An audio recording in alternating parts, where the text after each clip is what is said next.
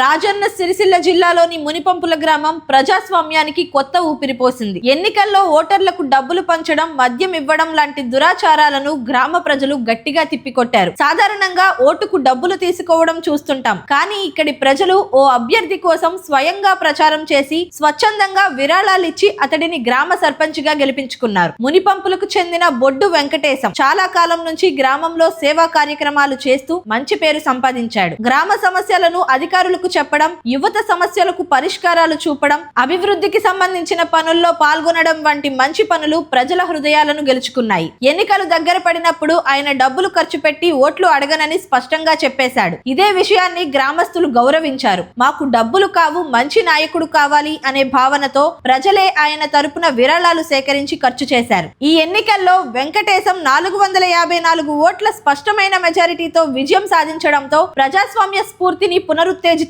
చేసినట్లయింది. డబ్బులు తీసుకుని ఓటు వేయడం కంటే గ్రామ అభివృద్ధి కోసం మంచి నాయకుడిని ఎన్నుకోవడమే నిజమైన ప్రజాస్వామ్యం అని మునిపంపుల గ్రామ ప్రజలు దేశానికి చాటి చెప్పారు.